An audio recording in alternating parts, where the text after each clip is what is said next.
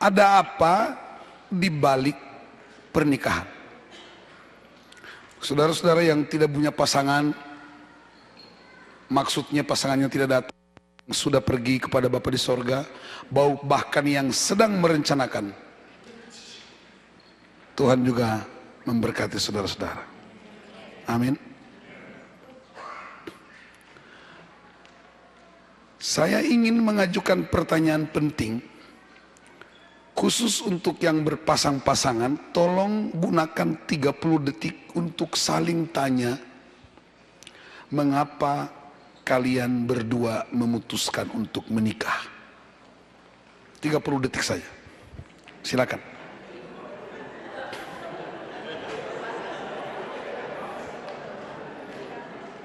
Baku tanya.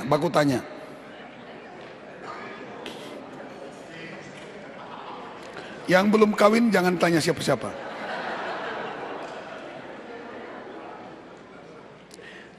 Sudah? Saya akan tanya 3 pasang alasan paling tidak mewakili generasi. Pak Billy dan Ibu, mengapa Bapak sama Ibu memilih untuk menikah berdua? Alasan yang dulu karena disuruh oleh orang tua. Tapi kalau sekarang kita tahu bahwa supaya kami menjadi keluarga ilahi untuk memenuhi bumi dengan kemuliaan Tuhan. Memang kalau ini jawaban penatua itu begitu. Oke, saya mau tanya Bapak dan Ibu, kenapa? Ibu, sepertinya saya takut menjawab pertanyaan. Biar Ibu yang jawab deh. Kenapa Ibu memilih untuk menikah?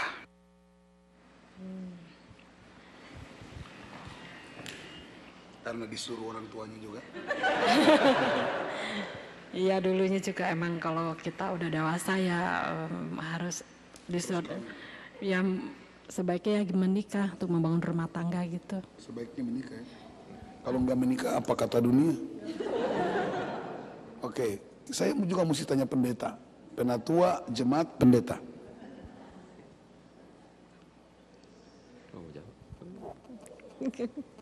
Ini seperti tamannya dan saling. Saya percaya bahwa Tuhan yang mempersatukan kita dengan caranya Tuhan. Susah tanya pendeta. Bapak-bapak, ibu-ibu, semua pekerjaan di dunia ada sekolahnya. Semuanya ada sekolahnya, termasuk jadi penjahat pun ada sekolahnya. Satu-satunya institusi di dunia ini yang tidak punya sekolah yaitu kawin. Siapa yang punya ijazah kawin, angkat tangan, saya kasih hadiah $100 Kanada. Ijazah kawin tidak ada. Ijazah keluar lulus S1 sarjana perkawinan ada? Tidak ada sekolah kawin. Tetapi 2 orang yang berbeda jenis kelamin, berbeda latar belakang sosial, disuruh hidup harmonis seumur hidup. Mana bisa? Ini tidak masuk di akal. Tetapi lagu yang mengantarkan firman bilang, bagi Tuhan tak ada yang mustahil. Amin. Kalau bagi Tuhan tak ada yang mustahil, maka kita mesti periksa apa kata firman tentang pernikahan. Setiap pelanggaran terhadap kebenaran firman selalu mendatangkan kehancuran. Kenapa? Karena Tuhan punya pola membangun kerajaan Allah di bumi. Kita kalau baca Alkitab, kita tahu ada satu tujuan mengapa pernikahan dibangun oleh Tuhan. Saya ingin menyampaikan selamat datang dalam kegerakan Christian Men's Network di seluruh dunia. Para pria selamat bergabung dalam CMN. Ibu-ibu selamat datang dalam kegerakan pria sejati. Pria sejati bukanlah sebuah aliran gereja. CMN bukanlah sebuah denominasi gereja. Tapi CMN adalah sebuah movement yang Tuhan pakai untuk memulihkan bangsa-bangsa. Dan cara Tuhan pulihkan bangsa, Dia selalu mulai dari keluarga. Itu sebabnya saya sangat percaya keluarga yang sehat akan menjadi fondasi bagi gereja yang kuat. Dan gereja yang kuat akan berdampak pada kota dan bangsa. Amin. Jadi kita bisa pastikan sebuah bangsa tidak akan berubah. Itu oleh karena fondasinya tidak benar. Gereja tidak berdaya oleh karena fondasinya tidak benar. Fondasi gereja ialah keluarga yang sehat. Ketika keluarga tidak sehat, gereja tidak akan kuat. Dan gereja tidak bisa mengubah bangsa. Gereja tidak mungkin melakukan apapun. Garam tidak berfungsi oleh karena fondasinya tidak benar. Saya berdoa saudara-saudara, di kota ini, di bangsa ini, Andalah menjadi model ilahi yang baru. Amin. Apa penyebabnya? Mengapa banyak keluarga Kristen tidak lagi menjadi modelnya Tuhan? Kenapa banyak keluarga Kristen tidak lagi menjadi pola dasar bagi pembangunan gereja dan bangsa? Kita periksa beberapa kebenaran firman Tuhan. Saya pastikan, karena saya terbang dari Jakarta ke Hong Kong 5 jam, dari Hong Kong ke San Francisco 15 jam, dari LA ke Toronto 4,5 jam, jumlahnya semua kurang lebih 28 jam, maka saya akan khotbah 2 jam 80 menit. Amin. Amin.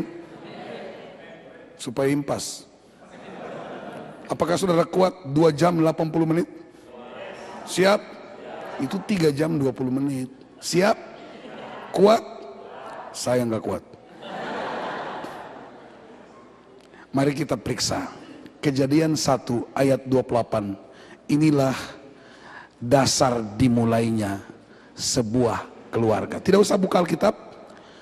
Sansan sudah siapkan. Dia belum kawin, tapi dia sudah tahu ayat tentang kawin.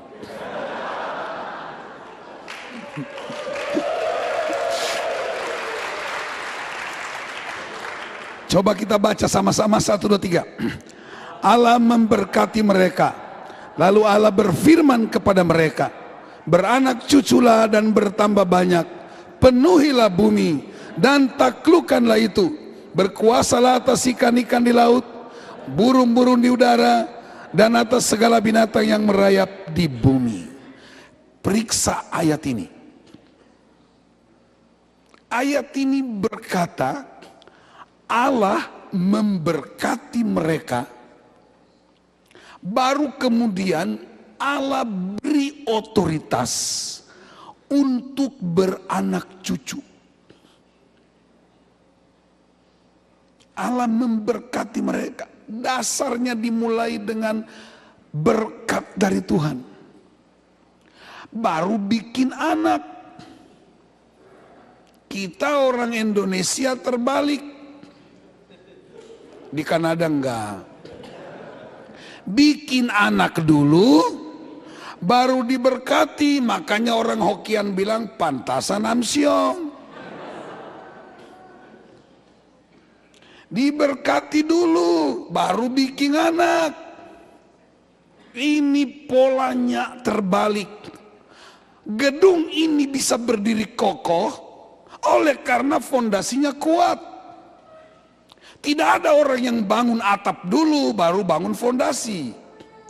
Fondasinya kemuliaan Allah. Ada yang bilang amin?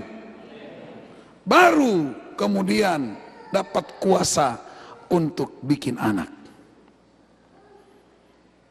Nggak usah lihat kiri kanan lah. Nggak usah tertuduh, ini firman Tuhan. Ada yang bilang, Pak, tapi kalau kita udah mulai, nanti saya kasih tahu bagaimana caranya. Inilah penyebab pertama dimulainya pernikahan, perjalanan pernikahan yang mendatangkan kekacauan di mana-mana. Siapa yang pernah berjalan 2 jam kepala di bawah, angkat tangan. Tidak ada? Oh, kita semua. Ini dia. Pranikah yang tidak kudus adalah benih perpecahan. Pranikah yang tidak kudus selalu mendatangkan kekacauan. Itulah alasan pertama mengapa pernikahan kita, perjalanan pernikahan kita tidak pernah mengalami breakthrough. Saya ingat bagaimana ketika Ishak mendapatkan istrinya. Waktu Abraham menyuruh hambanya untuk cari istri buat Ishak. Hambanya itu pergi ke saudaranya Sarah. Kemudian dia sampai di sana, dia ketemu seorang perempuan bernama Ribka. Ribka dikasih naik ke atas onta. Dia berjalan di antar onta dan hambanya Abraham. Dalam perjalanan yang begitu jauh, tiba-tiba dari jauh Ribka melihat Ishak datang dari jauh. Lalu Ribka turun dari ontanya. Ini budaya orang Ibrani. Dia turun dari ontanya, kemudian dia tanya sama hamba itu. Coba kita lihat ayatnya, Kejadian 24 ayat 65. Ayat ini pun Sansan tahu. Katanya kepada hamba itu, siapakah laki-laki itu yang berjalan di padang kara kita? Jawab hamba itu, dialah tuanku itu. Lalu Ribka mengambil telekungnya dan bertelekunglah ia. Ribka tanya, itu siapa? Hambanya Abraham bilang, itu calon suamimu. Itulah tuanku, karena dia sudah cerita sebelumnya di ayat-ayat sebelumnya. Ibu-ibu perhatikan, bapak-bapak perhatikan, apa yang dilakukan Ribka ketika dia tahu itu suaminya, calon suaminya. Dia ambil telekung. Tahu telekung? Telekung itu cadar. Dia ambil telekung dan bertelekung. Jadi kira-kira Ribka waktu dibawa di dekat onta itu, dia ambil cadarnya. Kemana-mana wanita selalu bawa cadar. Kemudian dia tutup kepalanya. Kira-kira beginilah cara Ribka menghormati Ishak. Dia berlutut. Baru Ishak datang ambil, bawa ke kemah Sarah. Ketemu calon suami, wanita Israel tutup kepala, menunjukkan bahwa dia adalah seorang gadis yang layak jadi istri. Kita gereja modern terbalik, ketemu pacar bukan telekung tapi telentang. Ini anak-anak muda ketawanya kencang banget ini. Makanya kacau. Coba suami istri dengan diam-diam saling baku tanya. Dulu kita telekung atau telentang? Saya berdoa hari ini, setiap pria Anda bertanggung jawab supaya anak priamu memelihara kekudusannya sampai dia datang kepada istrinya. Saya berdoa untuk para wanita-wanita di tempat ini, jaga anak gadismu, dia bertelekung sampai tiba masa pernikahannya. 1, 2, 3. Itulah keluarga ilahi. Anda boleh siapkan harta sebanyak-banyaknya, tapi tanggung jawab dasarnya ialah anak-anakmu kudus sampai masa pernikahan. Ishak tidak langsung bawa lari Ribka. Baca ayat selanjutnya. Dia bawa ke kemah Sarah ibunya. Lapor, Ma, ini calon mantumu. Dan setelah itu Ishak bikin kemah dan mereka membangun sebuah keluarga ilahi. Amin. Pertanyaannya, bagaimana cara Tuhan bentuk rumah tangga? Bagaimana cara bentuk sebuah pasangan suami istri? Kita lihat Kejadian 2 ayat 18. Tuhan Allah berfirman. Sekali lagi Sansan dia mengerti di mana ayat ini. Sansan, tidak baik kalau manusia itu seorang diri saja.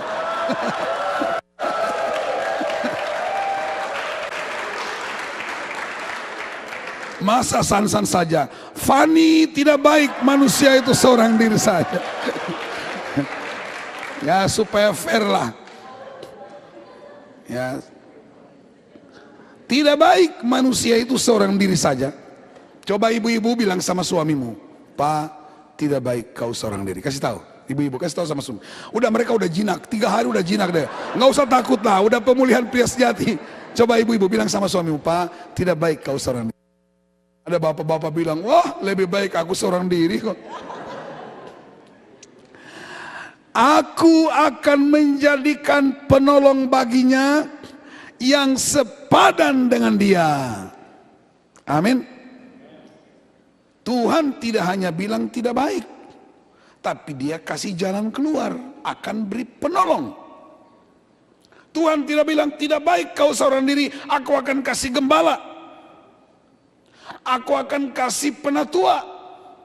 Adam, tidak baik kau seorang diri, aku akan kasih Abdullah. Tidak mungkin. Tapi di Amerika Adam kawin dengan Abdullah. Dan di New York sudah diputuskan pria dengan pria, wanita dengan wanita. Dan ini tanggung jawab gereja. Ini penghinaan besar terhadap firman Tuhan. Dan kalau Anda ada di negeri ini, Andalah yang harus mencegah ini. Cara mencegahnya, didik anak-anak kita untuk mengerti hanya laki-laki dan perempuan. Amin. Aku akan menjadikan penolong baginya yang sepadan dengan dia. Tapi coba periksa ayat 19-20.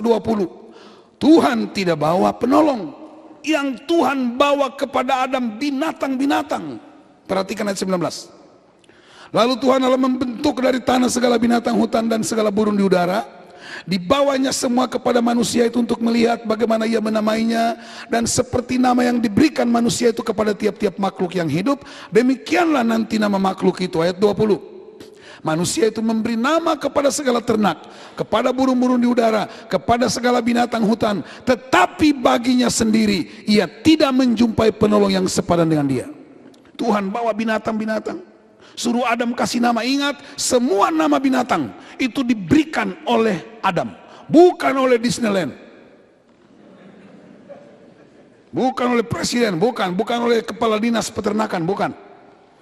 Namanya gajah. Cara Adam kasih nama gajah gimana? Dari sana datang pasangan gajah, ja. Langsung dia kasih nama gajah. Dari sana datang nyet, monyet. Dari sana datang mut, semut. Setelah dia kasih nama semua binatang ini, ternyata dia tidak menjumpai penolong yang sepadan. Ini hebat sekali. Artinya apa? Artinya handphone harus dimatikan. 1, 2, 3.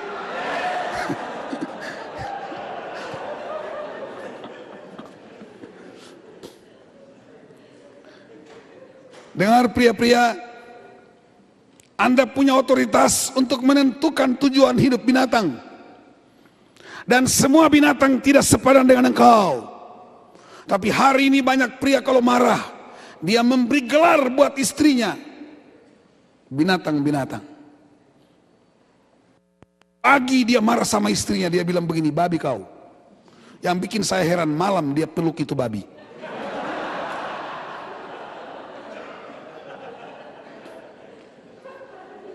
Pagi dia bilang sama istrinya, setan kau. Tapi malam dia garuk-garuk itu BH-nya setan. Lihat kekristenan kita. Memang di Amerika tidak ada KDRT, tidak ada pukul bini secara fisik. Karena 911. Anak-anak juga udah diajari di sekolah. Ada kekerasan 911.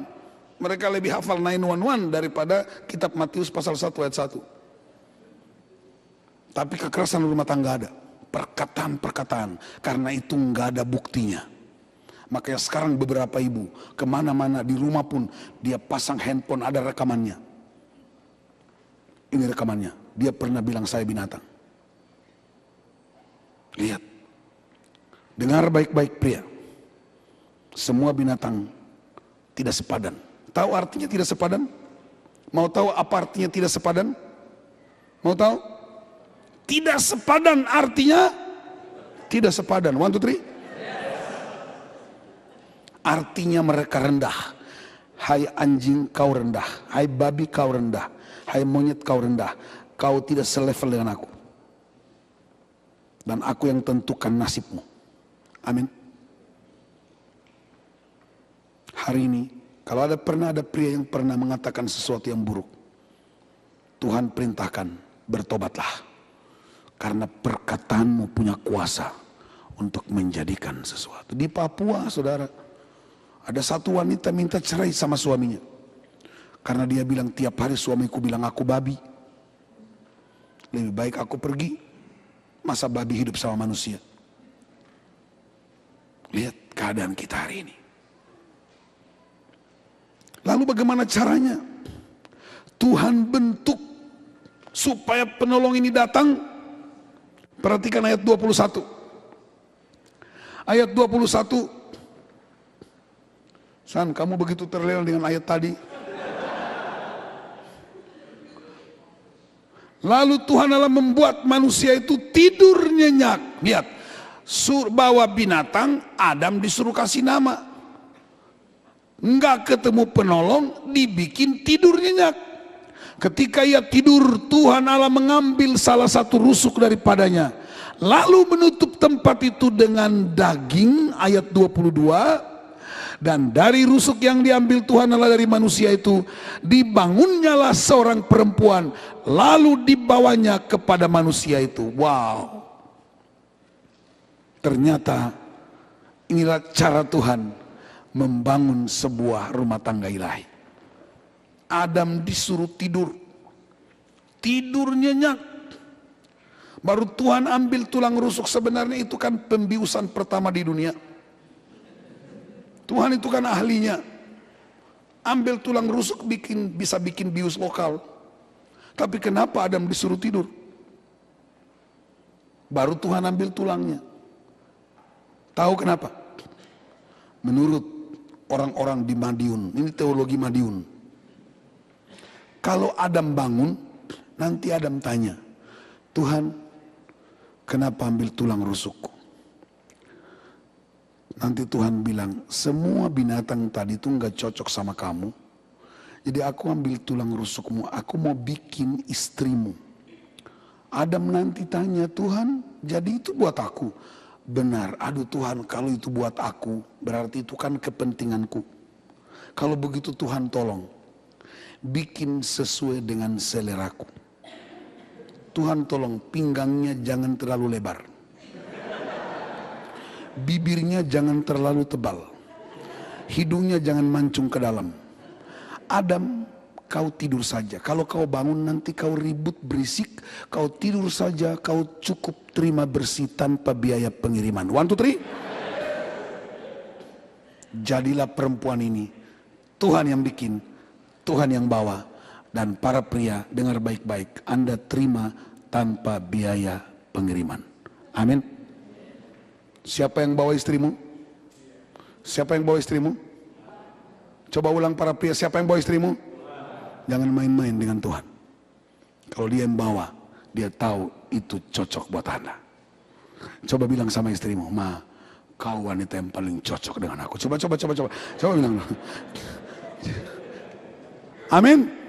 1, 2, 3. Sekalipun minggu yang lalu Anda berkata tidak cocok, tapi hari ini kebenaran bilang itu cocok. Amin. 1 bulan yang lalu aku menyesal kawin sama kamu, tapi hari ini Anda harus dengar, tunduklah kepada firman Tuhan. Amin. Jadilah. Yang bawa perempuan itu, yang bangun perempuan itu adalah Tuhan. Bapak-bapak, Andalah yang punya otoritas untuk membangun anak wanitamu itu dengan kemuliaan Tuhan, supaya dia jumpa dengan suaminya, hidup dalam kemuliaan Tuhan. Kenapa banyak wanita hancur hidupnya? Karena dia datang dari keluarga yang tidak hidup dalam kemuliaan Tuhan. Ketika dia masuk di rumah tangganya, lebih buruk keadaannya, karena dia dilepaskan tanpa persiapan yang matang. Yang sekarang para orang tua bilang begini, terserah udah besar mau kawin dengan siapa kek, itu kan urusan dia, itu hak asasi manusia.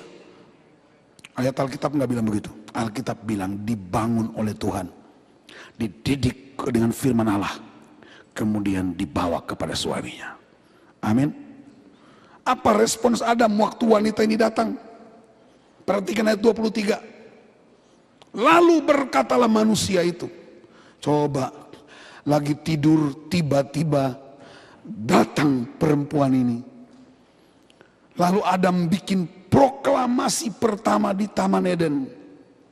Inilah dia, tulang dari tulangku, daging dari dagingku. Amin.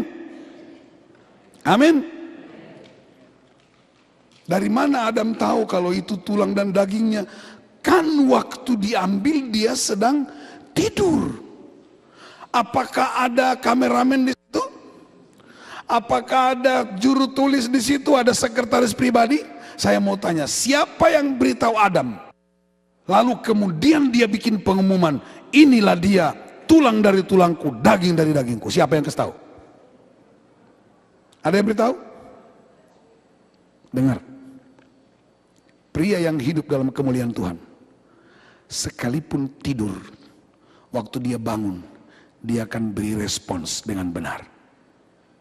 Amin. Banyak pria sekalipun buka mata, kadang-kadang dia tidak kenal siapa istrinya. Ibu-ibu ada yang saya lihat, betul.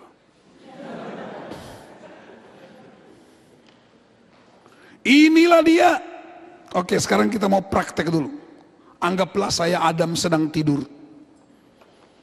Tuhan nggak kelihatan, tapi dia bawa dengan slow motion. Adam tidur.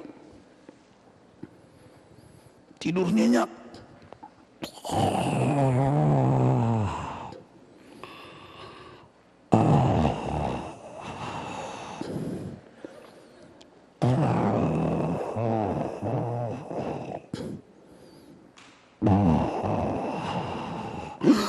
Inilah dia, tulang dari tulangku, daging dari dagingku. Amin. Coba kita mau praktek dulu. Semua yang berpasang-pasangan berdirilah berhadap-hadapan, tapi jangan ngorok. Silakan. Oke, coba berhadapan. Kalau saya bilang begini, lalu berkatalah manusia itu, loh, Pak, mana tulangnya?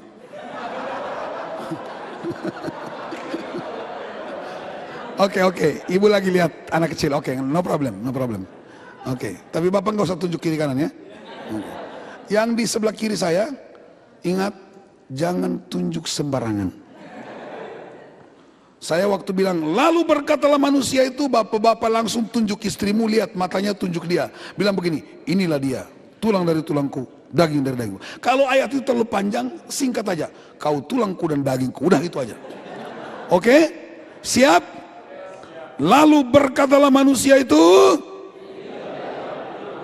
ulang. Ini bukannya lihat istrinya, malah lihat ke tempat lain. Oke, lihat istrimu. Lalu berkatalah manusia itu, inilah dia, tulang dari tulangku. Amin. Saya lihat dari sini ada wanita yang bikin begini. Amin. Masa tulang dan daging begini berdirinya? Ini dong tulang dan daging. Amin. Tahu apa artinya tulang dan daging? Inilah dia tulangku dan dagingku, artinya apa?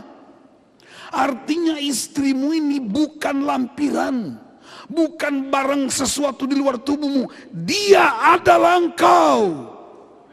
Dan kalau dia adalah engkau, tidak mungkin dia disiksa, tidak mungkin dia dilecehkan, karena ini engkau.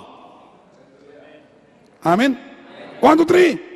Saya percaya kalau pria mengerti kebenaran ini, tidak ada penyiksaan wanita, tidak ada pelecehan wanita, tidak ada yang mengasari dan menganiaya wanita ini, karena dia adalah hidupku sendiri.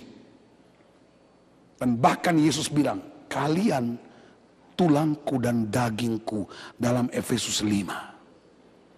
Ketika Anda menyakiti dia, Anda sedang menyakiti tubuhmu, dan lebih dari itu Anda sedang menyakiti kepala. Itu penyebab kedua dari kehancuran rumah tangga. Bertobatlah hari ini, karena ini tulang dan dagingku. Amin. Coba pelan-pelan bisikin aja di telinga istrimu, tulangku dagingku. 1, 2, 3. Wanita pemenang. Amin, bapak-bapak, ibu-ibu. Amin. Kalau ibu-ibu ini asal usulnya sudah bersama Bapa di sorga, amin. Dan tugas Oma ialah didik anak-anak muda, wanita-wanita muda, supaya mereka menghormati suami mereka. Anak-anak muda yang belum menikah, mulai belajarlah. Jangan kemana-mana lihat perempuan-perempuan. Inilah mereka tulang-tulangku. Tidak boleh.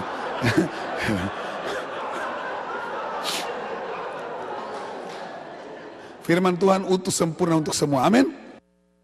Jadi kalau bapak-bapak begitu bangun pagi, pertama yang diucapkan, langsung tunjuk istrimu sekalipun masih belepotan dengan dasternya.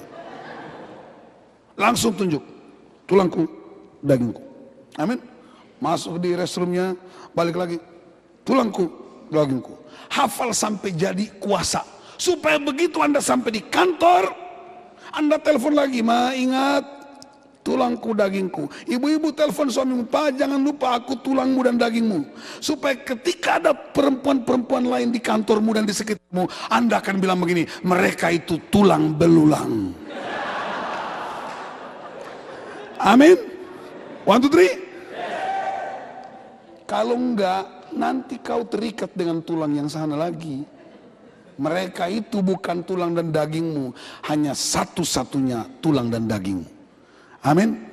Saya percaya kalau semua pria mengerti kebenaran ini, dia tidak akan sembarangan dengan hidupnya. Amin. Dia tidak akan main-main dengan perempuan siapapun, karena dia punya tulang dan daging. Tapi tulang dan daging juga mesti benar. Jadi penolong itu mesti benar. Jangan sampai pria pulang kantor, aduh tulangnya masih belepotan. Dia di kantornya, dia ketemu dengan nona-nona pakai parfum dari Paris. Sampai di rumah ketemu istri, ya bau minyak kayu putih. Itu juga salah satu tulang yang perlu disembuhkan, amin. Prinsip kekuatan pasangan suami istri diberkati. Kemudian Tuhan tunjukkan kesepadanan dengan menunjukkan semua makhluk. Baru kemudian Tuhan kasih pasangan. Caranya ambil dari dalam tubuh. Itu sebabnya Yesus bilang, dalam Efesus firman Tuhan bilang, kalian adalah tubuhku dan dagingku. Wow. Ketika ada pria yang tidak mengerti, bahkan melecehkan kebenaran ini, perhatikan banyak keluarga yang hancur berantakan. Di mana-mana terjadi kehancuran karena prinsip-prinsip ini tidak dipraktekkan. Tapi saya percaya di pemulihan pria sejati begitu banyak pasangan yang dipulihkan Tuhan. Saya melihat di berbagai kota ribuan pasangan dipulihkan Tuhan. Kenapa? Karena mereka mengerti apa itu tulang dan dagingku. Yang ketiga, apa yang menyebabkan pasangan rumah tangga kita tidak kokoh, selalu terjadi keributan? Ayat 24. Sebab itu seorang laki-laki akan meninggalkan ayahnya dan ibunya dan bersatu dengan istrinya sehingga keduanya menjadi satu daging. Ikatan terkuat di muka bumi bukan ikatan orang tua anak, tetapi ikatan terkuat di muka bumi adalah ikatan suami istri, satu daging. Tetapi perhatikan, ayat ini sering disalahgunakan. Ayat ini sering disalah mengerti, terjadi kekacauan rumah tangga. Itu sebabnya sering saya menyebut ayat ini Injil Mama. Mau tahu Injil Mama? Dengar isinya Injil Mama. Satu kali seorang ibu, anaknya pria sudah menikah. Ibu ini berkunjung ke rumah anaknya yang baru menikah 6 bulan. Ibu ini datang ketemu anaknya dan dia bilang begini, "Nak, waktu kamu belum kawin dengan perempuan ini, begitu bagus badanmu, pakaianmu rapih. Tapi sekarang mama lihat kamu, hidupmu berantakan. Ketika kamu mulai kawin, pakaianmu gak rapi lagi, badanmu udah kurus. Mama menyesal lihat kamu." Itu pasal 1. 3 bulan dia datang lagi. Nah, kenapa kamu harus menderita? Mama itu mengandung kamu 9 bulan, 9 hari, 9 jam, 9 menit. Hanya satu mama di dunia. Tapi menurut penelitian, wanita paling banyak di dunia. Kamu gampang lah nak ketemu perempuan. Jadi udahlah, buang dia aja. Kamu gak mungkin buang mama, tapi kamu bisa buang dia. Nanti kamu bisa dapat lagi, apalagi kamu anak cakep begini. Itu pasal 2. Besoknya pria ini pergi ke kantor. Sedang duduk di ruang kerjanya, tiba-tiba nona-nona lewat di kantor itu. Dia lihat beda. Yang pakai rok pendek lewat, lipstik merah lewat, parfum Prancis bau di situ. Dia pulang sampai di rumah, begitu ketemu istrinya bau gas. Dia mulai pikir, benar juga ini mama. Itulah dampak Injil Mama. Anaknya mulai bikin perbandingan. Oh, berarti mama benar. Minggu berikutnya lagi, mamanya datang lagi.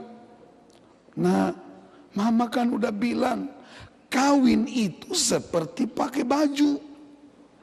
Kalau kamu pakai baju lengan panjang, kalau panas bisa dipotong, nah. Kalau masih panas, potong lagi, bisa you can see. Kalau masih panas, can you see? Buka semua. Seperti itulah perkawinan itu, nak. Tapi sama mama nggak mungkin putus. Jadi mama tidak keberatan. Besoknya pria ini mulai makan masakan istrinya. Begitu dia makan makanan istrinya, tapi karena pikirannya sudah dibentuk oleh Injil Mama tadi itu, maka dia bilang sama istrinya begini, "Masakanmu tidak seperti mamaku." Wanita ini mulai tertuduh. Dia pergi ke ibu gembala. "Bu, bagaimana cara masak sayur yang enak supaya suamiku bisa menikmatinya?" Ibu gembala bikin kursus kilat membuat sayur yang enak. Begitu dia masak sayur buat suaminya, karena Injil Mama begitu berkuasa, suaminya bilang begini, "Masakanmu tidak seperti mama." Lalu kemudian wanita ini bilang, "Kalau begitu kawinlah dengan mamamu saja." Membandingkan mama dengan istri adalah benih berikutnya lahirnya pertengkaran dalam rumah tangga. Pria-pria dengar, dua wanita ini tidak dapat dibanding-bandingkan. Mereka berbeda. Ini mama, itu istri. Dengan mama aku tidak bisa melahirkan keturunan. hanya dengan istriku kami bisa melahirkan keturunan. Amin. Ini mama hubungan darah, ini istri hubungan daging. Tapi berapa banyak pria suka membandingkan dua wanita ini. Apa yang terjadi? Mereka kemudian terlibat dalam pertengkaran. Dan seorang ibu yang pernah mengandung tidak mungkin membuang anaknya. Dia akan bela anaknya habis-habisan. Dan dia berkata, wanita itu orang lain. Dia pihak luar. Dengar baik-baik. Para ibu-ibu yang sudah punya anak yang menikah, Anda tidak lagi berhak mencampuri rumah tangganya. Anda hanya boleh berdoa, dukung mereka dengan firman. Kalau perlu kirim mereka uang sedikit untuk cucumu. Tetapi Anda tidak bisa mencampuri lagi problem rumah tangga. Biarkan mereka alami dengan gembalanya. Amin. Kalau prinsip ini dipraktekkan, saya percaya pria ini akan tetap menghormati dua wanita ini. 1, 2, 3. Kekacauan keluarga di mana-mana. Inilah penyebab-penyebabnya. Kalau saudara mau tahu di mana penyebabnya, inilah penyebabnya. Ini kami udah layani ribuan keluarga di berbagai kota dan desa. Dan penyebabnya hanya ini. Tidak menghormati tulang dan dagingnya. Tidak menghormati kekudusan pranikah. Suka membanding-bandingkan istri dengan mama. Suka melecehkan istri. Itu benih-benih pertengkaran. Kalau Bapak Ibu tidak percaya, mari lihat ayat 25, ikatan terkuat. Sekali lagi, ikatan terkuat bukan orang tua dengan anak. Ikatan terkuat adalah suami istri. Perhatikan ayat 25. Mereka keduanya telanjang, manusia dan istrinya itu, tetapi mereka tidak merasa malu. Siapa yang orang tuanya masih hidup boleh lambaikan tangan? Puji Tuhan, masih banyak. Waktu Natal, apakah saudara pernah datang sama orang tua, gandeng istri, bawa babi panggang 1 porsi, sambil telanjang berdua suami istri? Mama, selamat Natal, kami bawa babi panggang 1 porsi. Ada yang pernah telanjang di depan orang tuanya? Kalau ada orang itu perlu disuntik 7 kali. Kenapa kita tidak bisa telanjang di depan orang tua? Karena udah ada batas. Anak kami 2, yang 1 18 tahun. Dia nggak pernah lagi telanjang di depan kami. Udah dewasa. Kevin masih sedikit lah. Kadang-kadang dia juga pakai handuk karena umur 11 tahun. Yang udah dewasa nggak mungkin telanjang di depan orang tua. Sudah ada batas.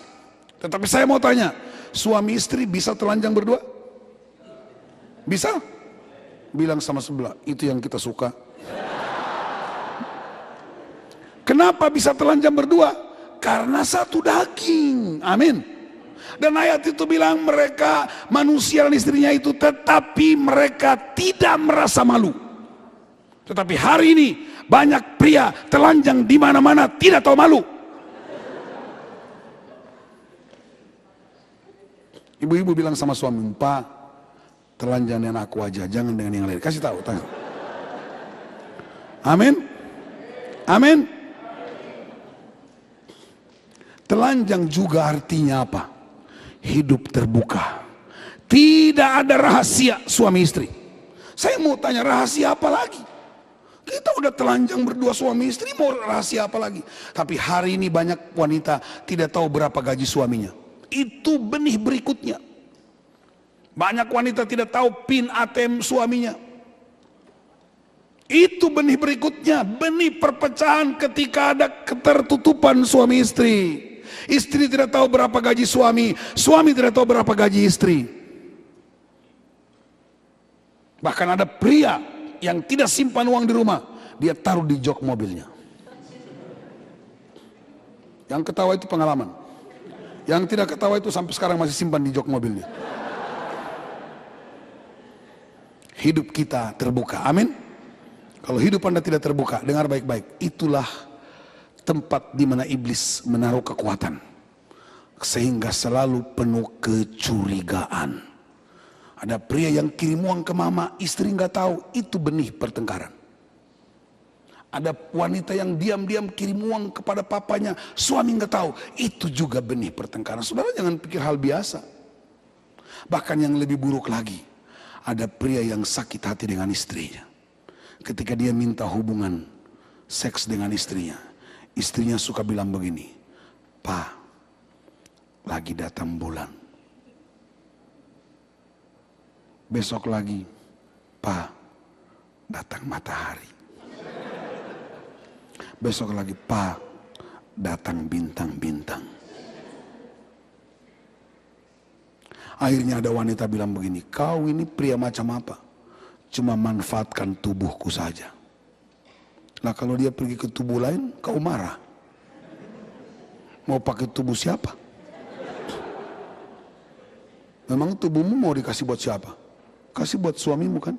Tapi pria-pria udah bertobat. Sebelum ambil tubuh itu, minta izin, amin. Berdoa dulu, baru lakukan, amin. Siapa yang suami istri berdoa sebelum hubungan?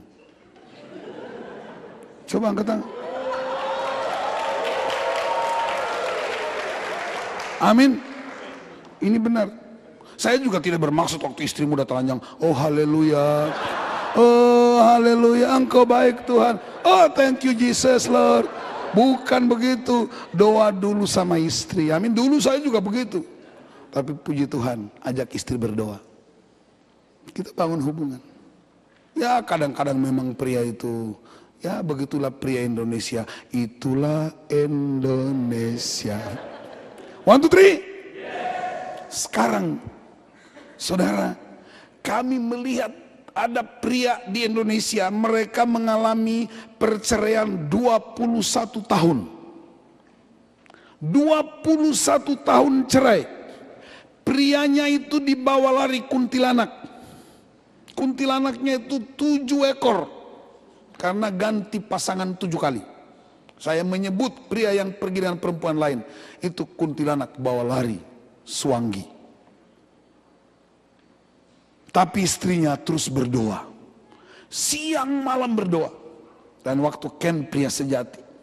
Mereka berpisah 21 tahun. Prianya udah hancur. Bahkan dia pindah agama, dia bakar Alkitab. Dia pakai topi hitam. Satu kali Tuhan hantam dia. Dia mengalami satu penyakit yang mengerikan. Lalu dia datang ke gereja, didoakan sembuh. Dia didorong masuk ke kem pria sejati. Setiap sesi dia biasa saja.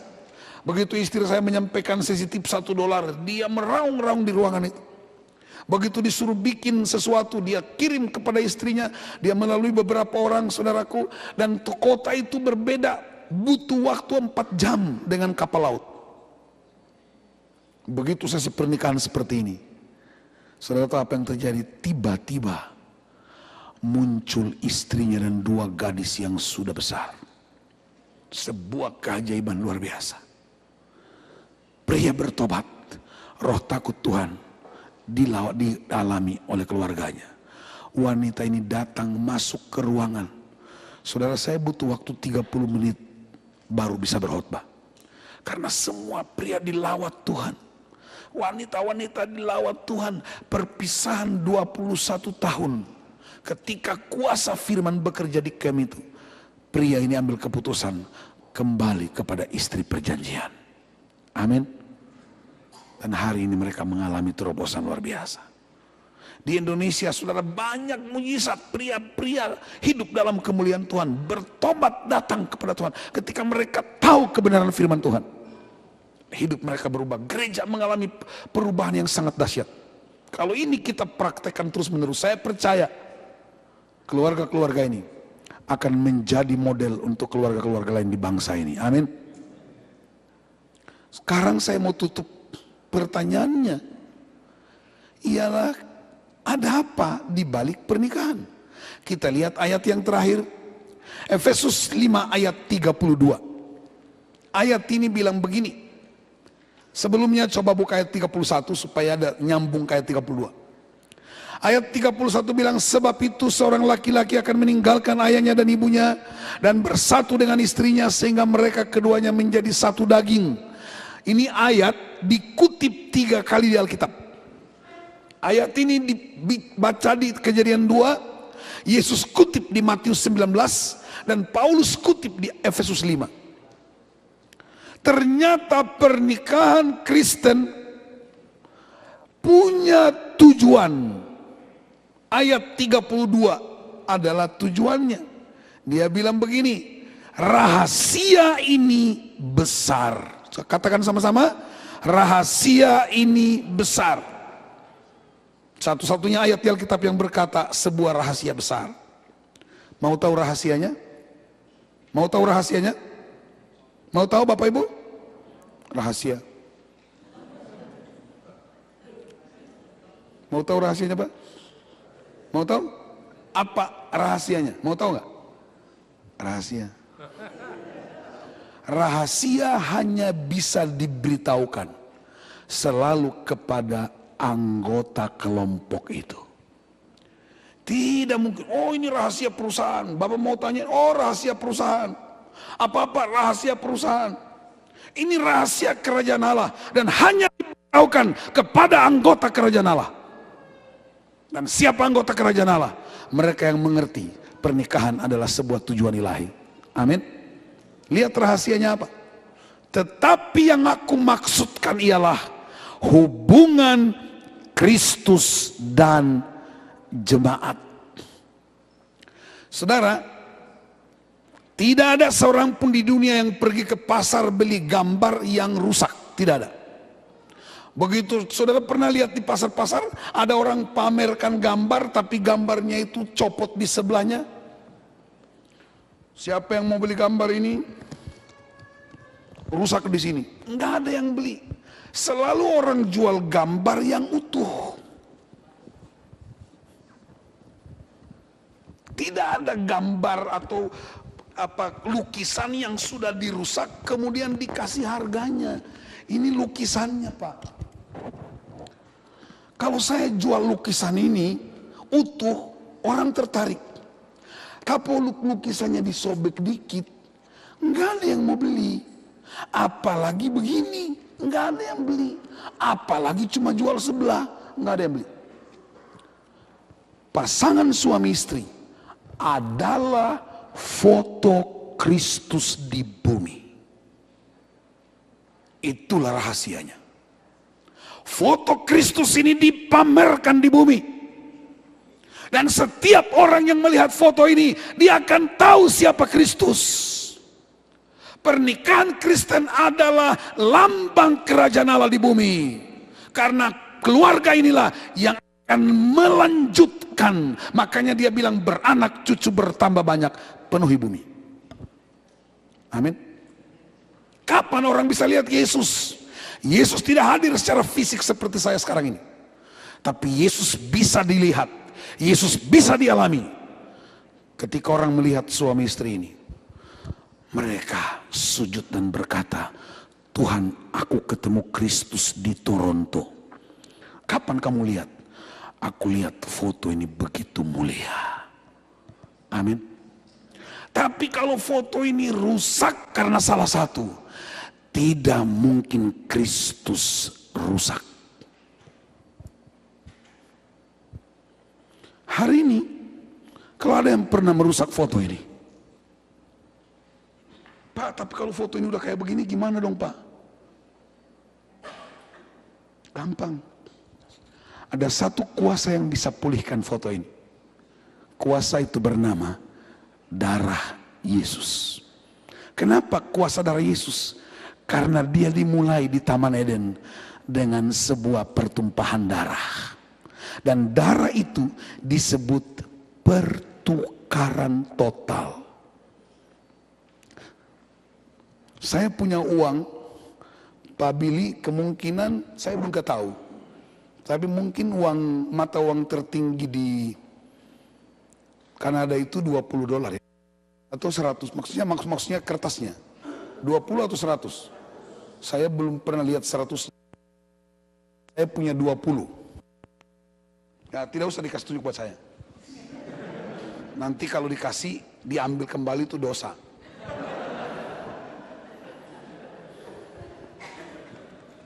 Oke, saya punya $20.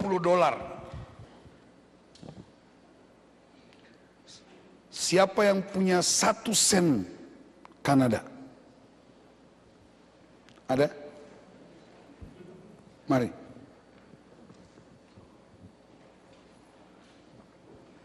Sama bawa istri tulang.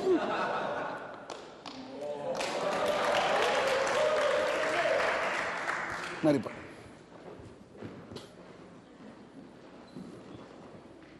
Pak siapa namanya? Richard. Pak Richard. Ibu Yana. Bu Yana. Pak coba lihat dulu istrinya, jangan suka lihat. Jangan lihat ke tempat lain. Ulang lihat. Pak coba lihat 1 sen. 1 sen Kanada. Coba Bapak angkat pon. Menurut Bapak uang ini, jumlah ini bisa beli apa di kota Toronto? Saya sudah 5 hari di sini, jadi saya tahu harga-harga di sini. Bisa beli apa? Tidak bisa beli apa-apa. Kalau tidak bisa beli apa-apa, artinya tidak berharga. Setuju nggak? Ya, tidak bernilai. Setuju? Diskusi sama-sama, jangan berjawab sendiri. Setuju? Ibu? Tidak bisa beli apa-apa artinya tidak berharga. Kalau tambah 9 lagi baru jadi 10 sen. 10 sen masih bisa beli sesuatu? Fotokopi. Tukang fotokopi. Tapi kalau di atas gratis, Bu. Pakai pin. Gampang. Oke, karena itu tidak berharga. Sekarang saya mau tanya, kira-kira $20 bisa beli sesuatu? Bisa. Apa kira-kira? Belanja. 20 macam barang, Macam barang.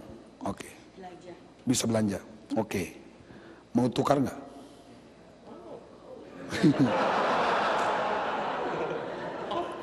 Ini pria mata duitan. Biasanya wanita yang mau, tapi jangan-jangan bersembunyi di balik kuasa suami. Langsung ganggang. Oke, Pak, mau tukar? Mau tukar, benar-benar mau tukar. Saya mau tanya, kenapa Bapak mau tukar 1 sen dengan $20? Nggak bisa beli apa-apa, ini bisa. Pintar dia ini. Menyesal nggak? Nggak menyesal. Kenapa nggak menyesal? Karena tidak berharga. Betul? Menyesal nggak? Saya nggak menyesal. Serius? Deal? Jangan. Deal? Nggak boleh Pak, sama istri, nurut istri nggak Nah, lihat. Nggak, menurut istri, pria itu pemimpin yang mengambil keputusan.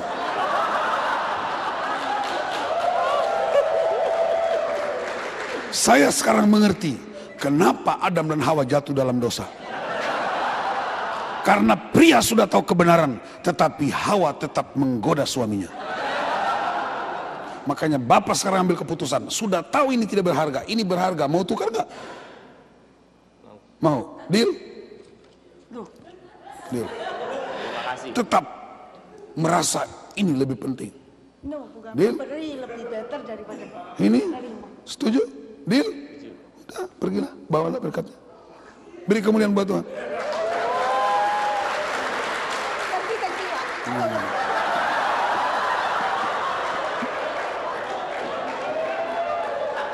Kenapa Pak Richard ya? Pak siapa? Richard. Kenapa Pak Richard kasih uangnya? Karena artinya suami. Suami artinya semua uang adalah milik istri. Bapak Ibu perhatikan. Kenapa Pak Richard dan terutama ibu saya sebut. Karena dia masih keberatan. Kalau saya terangkan dia pasti ngerti. Kenapa dia tidak menyesal lepaskan 1 sen? Karena ini tidak berharga. Ini tidak bernilai. Dia tahu kalau dia lepaskan ini dia akan dapat yang lebih tinggi nilainya.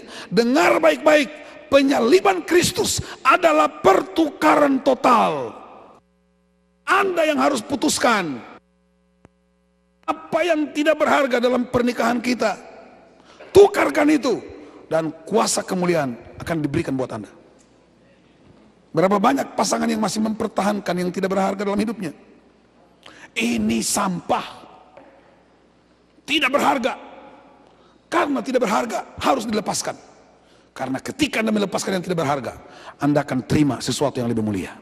Itulah pertukaran di salib, itulah darah Kristus, itulah rahasia pernikahan Kristen.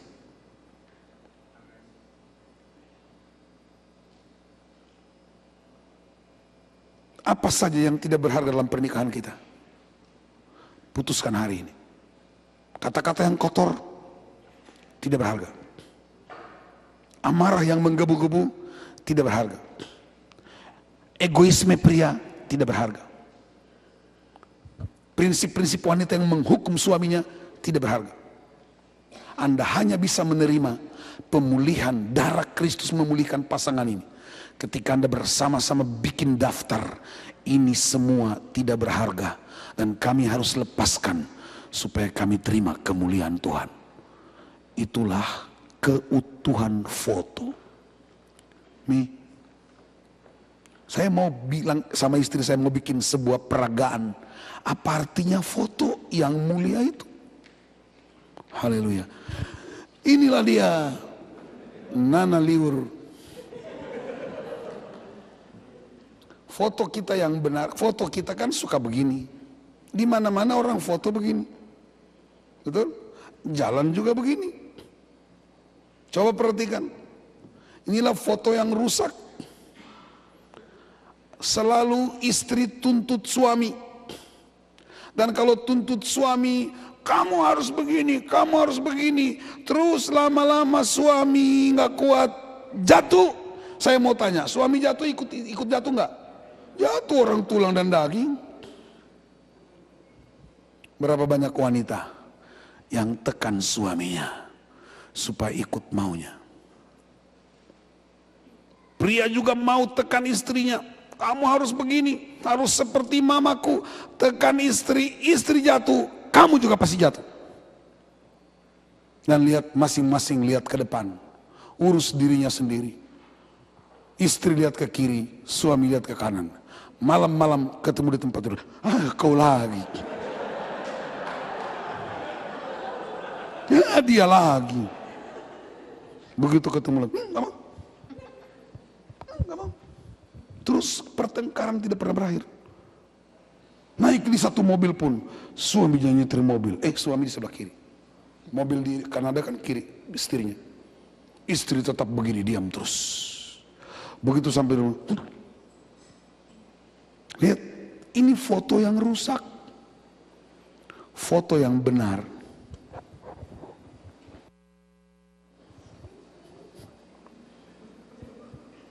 Aku lihat di matamu ada nus. Lihat. Dia nggak lihat kemana-mana, dia lihat mata istrinya. Di matamu ada cinta. Lihat.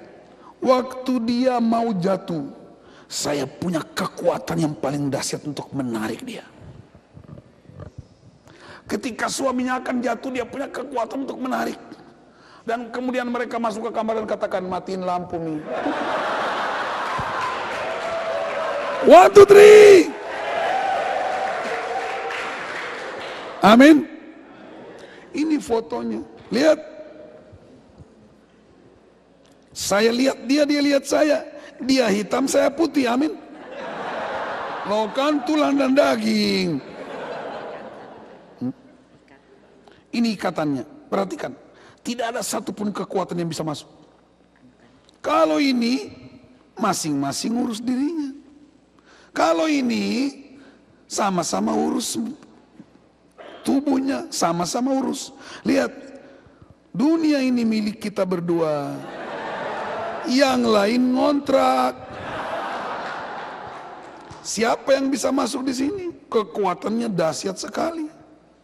Apa yang terjadi di sini? Lahir generasi baru, lahir anak-anak ilahi. Mereka melihat modelnya, mereka pergi penuhi bumi, bikin pasangan suami istri yang baru. Sudah ada contohnya, fotonya ini. Maka anak-anak ini akan bilang begini, Pak, Aku nggak sabar lagi cepat bentuk rumah tangga. Pingin seperti papi dan mami. Karena mereka lihat modelnya. Tapi banyak wanita takut kawin karena foto yang dia lihat fotonya rusak. Saya juga tidak berharap saudara ke gereja pegang tangan istri, ayo ma kita ke gereja. Bukan begitu, gaya hidupnya. Istri ngomong, ada apa Mi? Suami ngomong, selesai Mi. Tidak ada sesuatu yang tidak bisa diselesaikan. Kita bisa selesaikan, nggak usah libatkan mama, kita udah selesaikan. Amin. Kalau ini udah kayak begini, wow. Istrimu pulang, istrimu marah-marah, gampang. Datang dari belakang. I love you. Mau makan apa Mi? Pizza Hut? Gak mau? Mau matiin lampu? Amin. Kita enggak, berantem terus, pagi berantem terus, nanti malam tiba-tiba matiin lampu aja. Kau pikir ini kebun binatang? Bangun hubungannya men. Amin. Ini kesatuan yang tidak dapat diganggu oleh apapun. Itulah rahasianya. Itulah hubungan Kristus dan jemaat. Kristus tidak pernah melukai jemaat. Dan kalau ini dipraktekkan, saudara, orang akan rindu melihat kota Anda ketika banyak sekali keluarga-keluarga yang hidup dalam kemuliaan Tuhan. Orang akan datang kemana-mana, orang datang ke rumah tanggamu. Nggak usah ke rumah itu dah, berantem melulu. Jangan bawa anak-anak ke situ dah, ribut melulu. Tapi mereka akan bilang, aduh aku pingin cepat ketemu keluarga ini. Aku mau datang menyerahkan keluargaku untuk dimentori oleh pasangan suami istri ini. Kami mau datang ketemu bapak dan ibu. Kenapa? Kami rindu didoakan supaya kami juga mengalami apa yang bapak dan ibu alami. Amin. Mari semua kita datang sama Tuhan. Putuskan hari ini suami istri. Bikin daftar di hatimu dan pikiranmu. Berapa banyak hidup kita telah melukai kepala. Berapa sering foto ini dirusak oleh suami atau istri yang tidak lagi mencerminkan foto Kristus. Inilah waktunya kita datang sama Tuhan. Bagi Tuhan tidak ada yang mustahil. Di salib itu ada pertukaran total. Di salib itu ada pemulihan. Yesus bilang, sudah selesai. Mari semua berdiri. Boleh pegang tangan istrimu, pegang tangan suamimu, tundukkan kepala. Kita datang sama Tuhan.